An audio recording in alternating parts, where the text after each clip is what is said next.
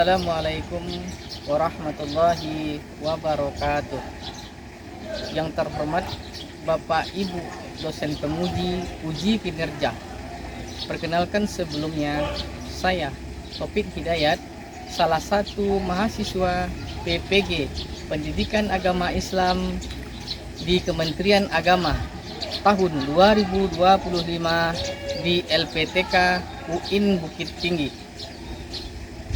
Dan saya juga seorang guru pendidikan agama Islam di salah satu sekolah menengah kejuruan, tepatnya di SMK Negeri 1 Sungai Limau, Kecamatan Sungai Limau, Kabupaten Padang Pariaman, Provinsi Sumatera Barat. Pada hari ini, Rabu 8 Oktober tahun 2025, saya akan melakukan praktek mengajar pada kelas 11 jurusan DKV dengan tema menebarkan Islam dengan santun damai melalui dakwah, khutbah, dan tablik sebagai salah satu syarat mengikuti uji kinerja. Bagaimanakah proses pembelajarannya? Mari kita saksikan. Wassalamualaikum warahmatullahi wabarakatuh. Warahmatullahi wabarakatuh. Waalaikumsalam warahmatullahi wabarakatuh. Selamat pagi. Bagaimana kabarnya hari ini? Alhamdulillah, luar biasa. Alhamdulillah.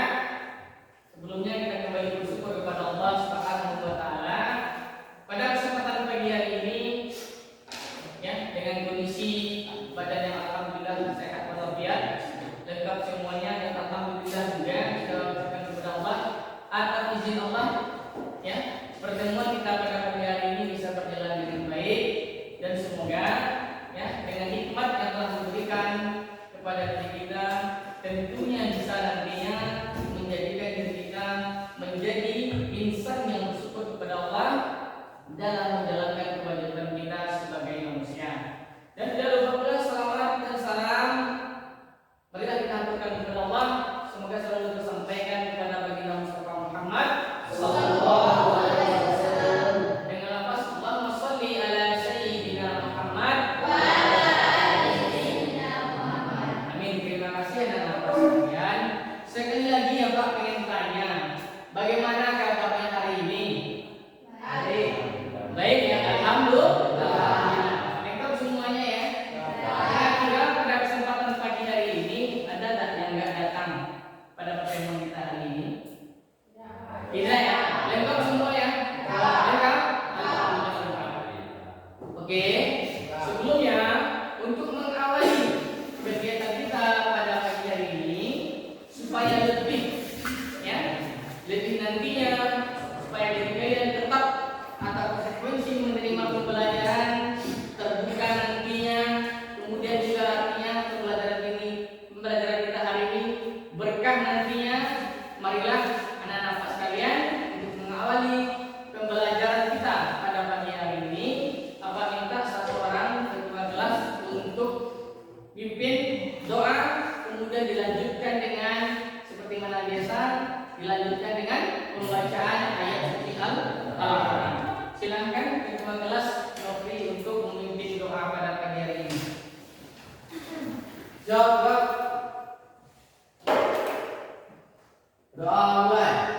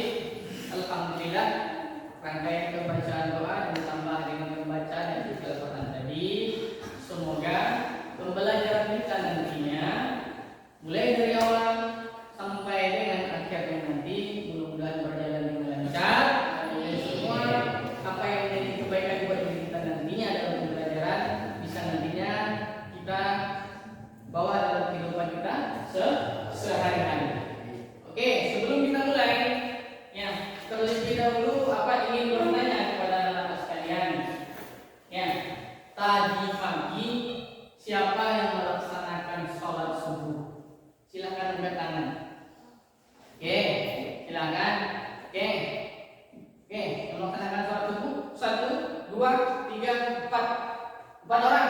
Yang lainnya gimana? Tidak bisa. Oke.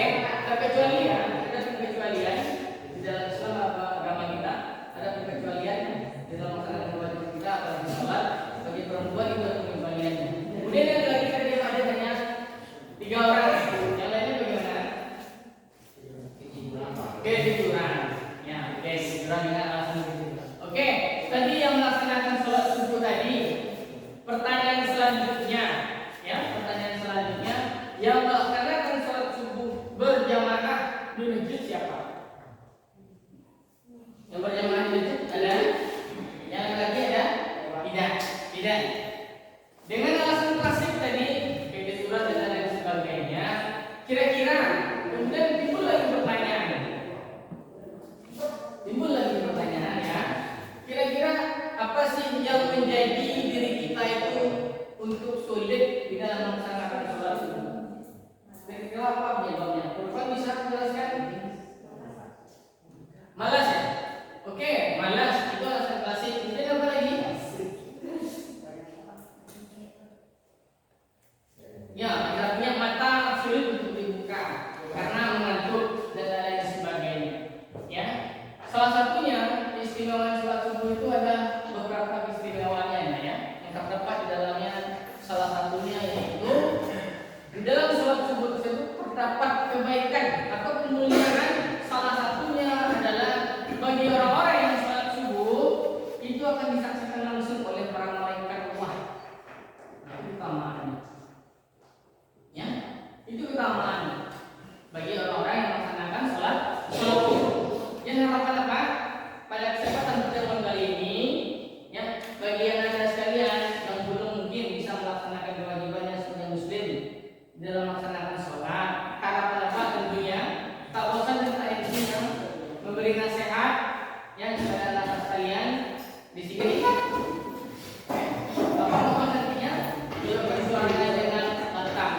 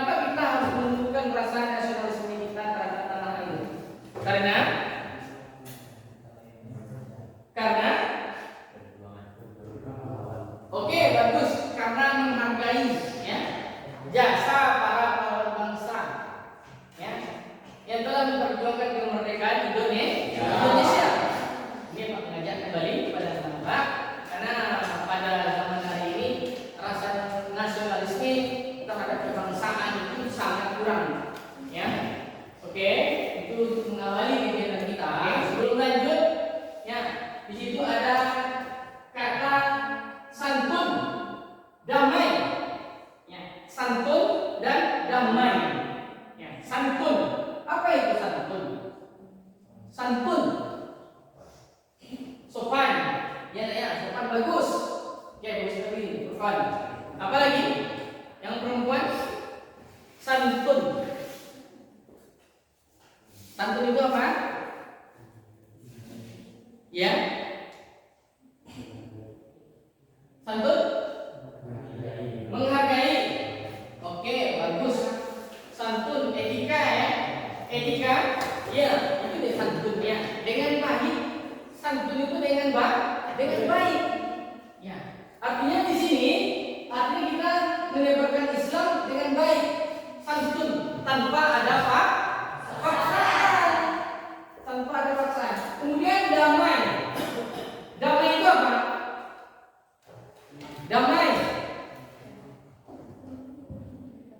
Damai? Apa itu damai? Sering kita jumpai kata damainya. Malah saya juga malah menyampaikan kepada teman, damai. Artinya damai itu tidak boleh keluar dari konteks syariat. Ya, tidak boleh keluar dari konteks syariat Islam. Penyampaiannya harus ada etikanya, sopan santunnya, seperti itu. Tidak ada pemaksaan. Itu dia namanya. Ya, seperti itu. Hari ini kita akan bahas melalui dakwah, khutbah dan tabligh. Dakwah. Kira-kira dengan apa bertanya tadi tentang pelaksanaan sholat subuh yang anda sekalian laksanakan tadi, kira-kira itu masuk kategori mana? Dakwah kah? Khutbah kah? Tabligh kah? Apa? Pesan yang Pak sampaikan tadi? Tabligh, ya boleh ini. Bisa itu kategori dakwah? Mengajak? Bisa ya. Dengan pesan yang Pak sampaikan tadi sebagai pembuka tadi, sebelum kita mulai pelajaran tadi, sengaja memang Pak tanyakan setiap oportunitas kita bertanya pertemuan, itu bisa dikategorikan sebagai dakwah, menyeru mengingatkan kenapa tidak sholat seperti itu. Alasannya seperti itu. Nanti selanjutnya tolong ya laksanakan menjadi kewajiban kita dari sebagai muslim yang sholat.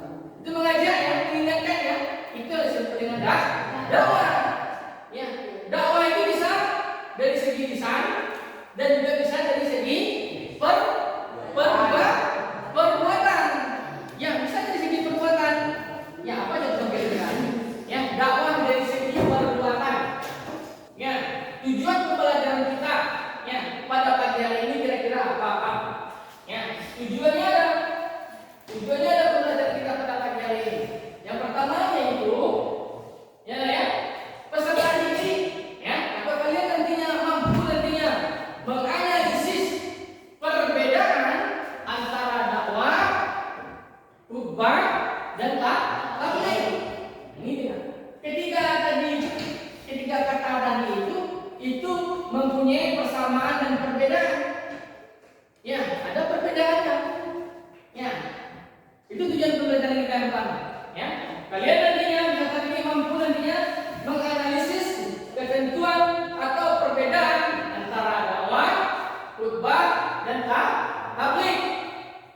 Kemudian yang kedua, tujuan pembelajaran yang kedua adalah peserta didik mampu menerapkan metode. Metode itu adalah cara penyebaran Islam yang sesuai dengan ketentuan Allah secara damai dan santun tadi. Kemudian yang ketiga adalah peserta didik mampu nantinya menyusun teks khutbah, dakwah dan tabligh. Itu harapan nantinya dalam tujuan pembelajaran kita. Mampu nantinya kalian menyusun teks khutbah, dakwah dan tabligh. Oke, paham ya? Paham? Oke, paham. Kemudian kita lanjutkan. Kita lanjutkan kembali. Selanjutnya, kemudian ada adab atau etika di dalam kita berdakwah itu. Ada ketentuan-ketentuannya sesuai syariat Islam. Yaitu yang pertama, silakan di sini baca. Apa adab yang pertama dalam berdakwah? Dakwah? Iya, dakwah dengan cara hikmah. Dengan cara hikmah. Hikmah itu apa? Hikmah itu adalah punya tujuan. Kemudian yang kedua, apa itu Aurel? Dakwah menggunakan cara mau'izatul hasanah, bahasa yang baik, dan atau nasihat yang baik. Itu dia yang ada dalam berdakwah itu. Tidak boleh kasar, tidak boleh menggunakan bahasa ini, bahasa itu. Dengan adab dan ketentuan yang telah ditentukan.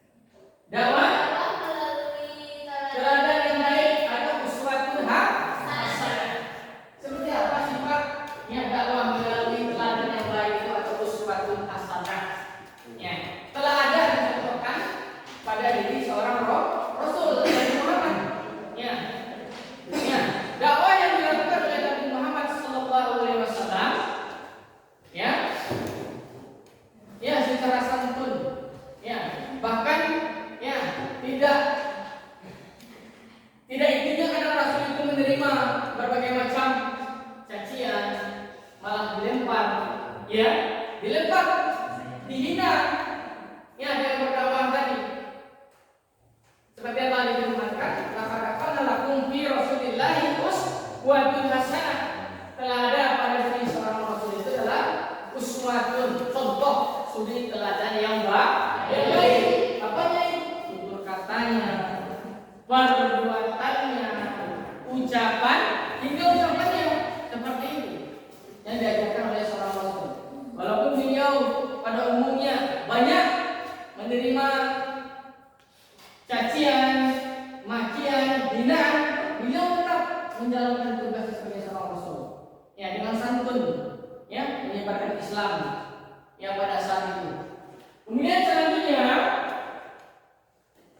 ini dia. Kira-kira apa sih tujuan dan sasaran dari dakwah itu? Kira-kira apa tujuan dan sasaran dakwah itu? Yang pertama kita tahu sasaran dakwah.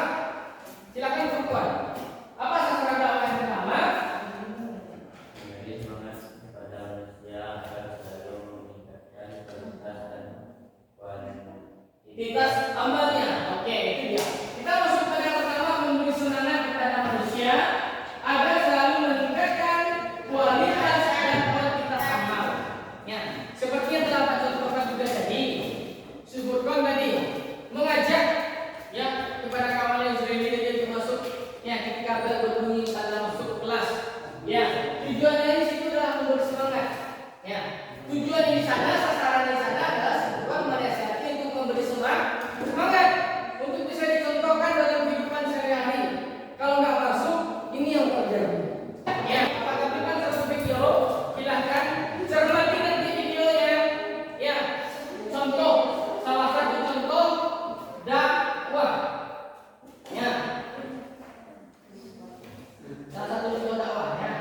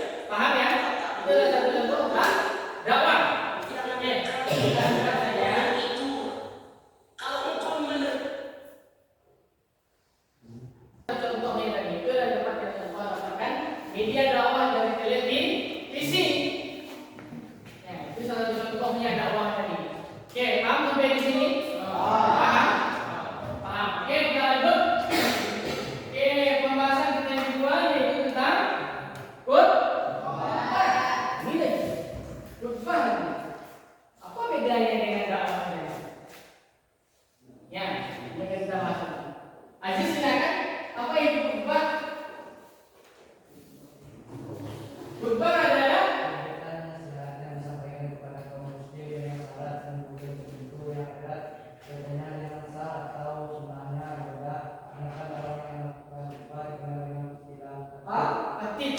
Jadi khutbah itu adalah kegiatan nasihat, ya, penyampaian nasihat yang disampaikan kepada kaum muslim, ya, kaum muslim dengan syarat dan rukun tertentu. Ada syarat dan rukunnya, ya, ada syarat dan rukunnya, ya, dari syarat-syarat khutbah tadi yang harus dilaksanakan. Kemudian yang erat kaitannya dengan sah atau sunnahnya ibadah tersebut. Sedangkan orang yang melakukan khutbah itu dikenal dengan khatib. Oke, timbul pertanyaan. Ya, Jorgi, pernah mendengar orang berkhutbah? Kapan itu? Ya, bagus. Kapan lagi khutbah? Oke, orang hari raya Idul Fitri, hari raya Idul Adha, itu dikatakan dengan khutbah. Kapan lagi? Kapan? Tarawih itu khutbah? Tidak. Ya. Kapan lagi? Yaitu pada suasana tertentu. Ya, contoh pada saat terjadi gerhana bulan. Terkadang ada orang sholat gerhana, ya, ditambah dengan khutbah, ya, seperti itu. Nah, itu yang membedakan antara dakwah dengan khutbah. Kalau khutbah ada rukun dan syaratnya, ya, berbeda dengan dakwah. Ya, dakwah itu tidak ada rukunnya, ya, seperti itu. Paham, ya? Paham? Kemudian khutbah itu dilakukan dalam waktu-waktu tertentu, ya, dalam waktu tertentu. Kalau dakwah itu tidak boleh, pagi hari boleh, siang hari boleh. Kalau khutbah itu ada waktunya. Contoh sampaikan khutbah Jumat itu dilaksanakan pada hari Jumat sebelum sholat Jumat. Seperti itu. Paham? Paham sih? Oke. Kemudian kita lanjutkan. Nah, ini yang kita sampaikan. 3 waktu di dalam pelaksanaan ini ada tugas buat kalian berkelompok. Ya, tugasnya silakan nanti pahami saja sendiri. Ya, di dalam teksnya. Ya, nanti satu orang nanti berkesempatan nanti menyampaikan. Ya, mana yang nantinya menjadi bahan acuan dalam penyampaian tugasnya tadi.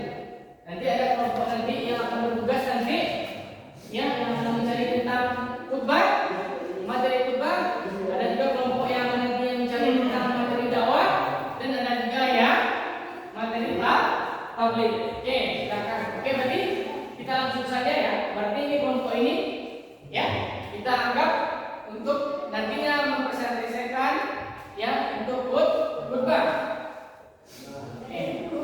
Ya, kelompok yang tengah, yaitu dakwah.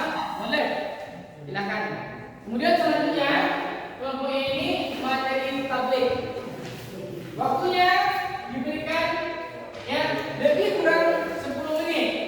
Ya, diberikan waktunya lebih kurang 10 menit di dalam nantinya menyampaikan atau melaksanakan tugasnya tersebut. Ya, perhatikan terlebih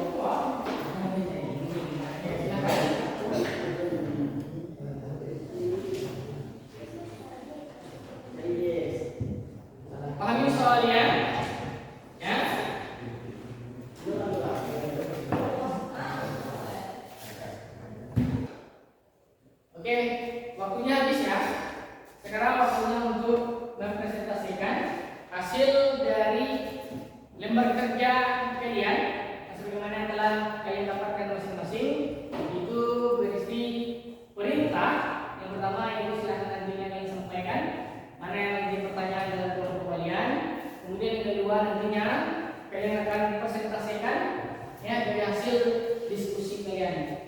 Oke, siap? Siap? Oke, kita mulai saja terlebih dahulu dari kelompok 1. Silakan perwakilannya satu orang.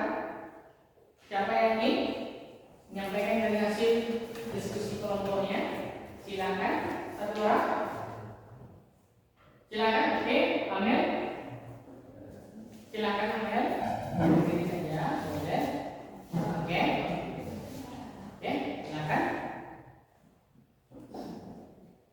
Untuk pertanyaan kelompok 1 ya bacakan pertanyaannya dan sampaikan hasil diskusi kelompoknya. Ya. Pertanyaannya, ya. Baik, saya perwakilan dari kelompok 1 ingin menyampaikan hasil diskusi kami. Silakan bacakan pertanyaannya terlebih dahulu. Pertanyaannya yaitu jelaskan bagaimana cara menyampaikan khutbah yang baik dan efektif. Oke, yang pertama adalah menjelaskan cara ya metodenya, ya cara metode ya yang baik dan yang benar. Oke, silakan jawabannya. Silakan. Untuk menyampaikan khutbah yang baik dan efektif, persiapkan materi yang relevan dengan jemaah. Sampaikan dengan jelas dan lantang. Gunakan bahasa yang mudah dipahami. Jaga durasi khutbah tidak terlalu panjang dan tampilkan kesungguhan dan integritas serta berikan interaksi dengan jemaah seperti kotak kata dan pertanyaan yang memang jawaban. Oke, bagaimana jawabannya? Benar. Oke, terima kasih. Silakan duduk. Itu dia jawaban dari kelompok 1 tentang strategi atau bagaimana cara menyampaikan khutbah yang baik dan benar. Ya, ada yang menanggapi silakan. Ada yang menanggapi silakan dari kelompok 2. Kira-kira dari kelompok 2 bagaimana menanggapi?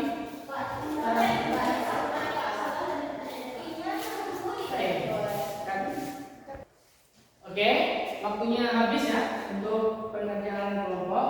Kemudian selanjutnya silakan masing-masing kelompok nantinya mempresentasikan hasil dari diskusi kelompok kalian yang telah mana kalian dapatkan yang bekerja beserta didinya, baik itu berupa perintah ya, perintah pertanyaannya, kemudian yaitu berupa juga istilah yang mencari nantinya materi yang menjadi tugas masing-masing kelompok. Ada yang berupa dakwah, ada yang tablik, dan ada juga khutbah. Oke, langsung saja kita mulai. Oke, terlebih dahulu kita mulai dari kelompok 1. Sudah siap semuanya ya? Sudah? Sudah? Oke. Kita beri kesempatan kepada kelompok 1 untuk mempresentasikan dari hasil diskusi kelompoknya. Kemudian kelompok lain nantinya 2 dan 3 silakan nantinya mempertanyakan boleh, menanggapi boleh dari apa yang telah disampaikan oleh kelompok 1. Bisa dipahami? Bisa. Oke, kita silakan dari kelompok 1 silakan perwakilannya satu orang. Oke, Amel boleh silakan. Waktu dan tempat kita silakan. Bacakan soalnya. Yaitu 1, jelaskan cara Bacakan terlebih dahulu soalnya. Soalnya. jelaskan cara menyebarkan Islam dengan santun melalui dakwah. Oke, perhatikan terlebih dahulu. Di sini pertanyaannya adalah jelaskan bagaimana cara menyampaikan dakwah ya. Oke, silakan. Baik, saya perwakilan dari kelompok 1 ingin menyampaikan hasil diskusi kami. Oke. Jawabannya yaitu menebarkan Islam dengan santun melalui dakwah dapat dilakukan dengan memberikan contoh yang baik, bijak dan menghormati perbedaan. Oke. Dakwah juga harus disampaikan dengan hikmah dan nasihat yang baik. Oke, bagus. Kita beri status buat kelompok 1 ya. Itu salah satu caranya. Yang pertama itu dengan komunikasi yang baik ya, tanpa ada paksa. Kira-kira dari kelompok lain ada nggak yang ingin ditanggapi dari hasil kelompok 1 tadi atau ingin menambahkan? Boleh. Dari kelompok 2? Oke, boleh. Silakan dari kelompok 2. Baik, teman-teman, saya ingin menyampaikan sedikit tambahan dari jawaban kelompok 1 tadi. Oke, boleh. Menjadi teladan melalui perilaku yang baik, menggunakan bahasa dan pendekatan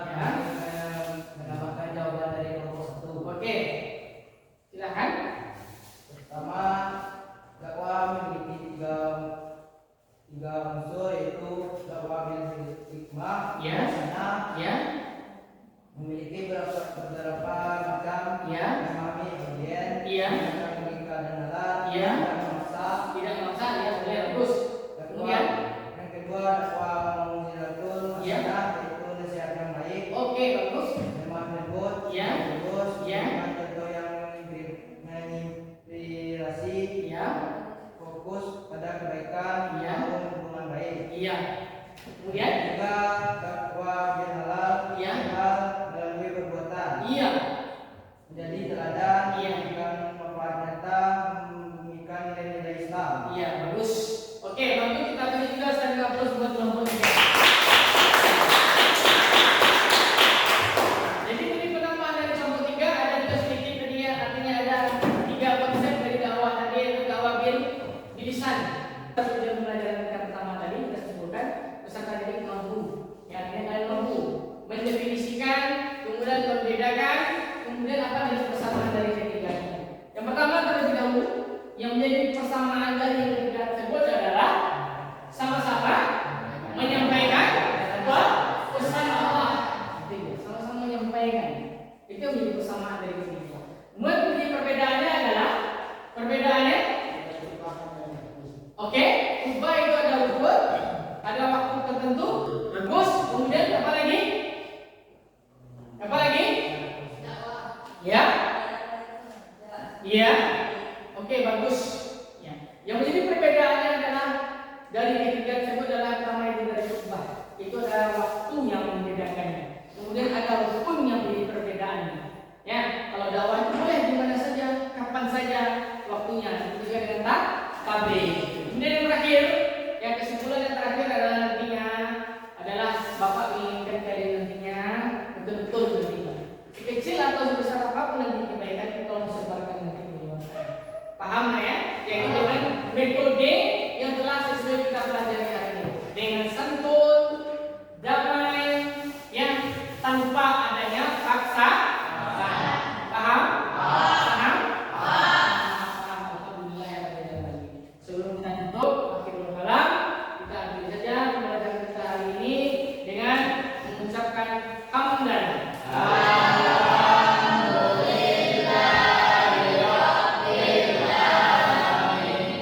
Semoga pembelajaran kita pada pagi hari ini bisa membawa perubahan tentunya buat kita pribadi terlebih dahulu. Setelah itu baru kita implementasikan dalam kehidupan kita sehari-hari. Akhirul kalam. Wabillahi taufiq wal hidayah. Assalamualaikum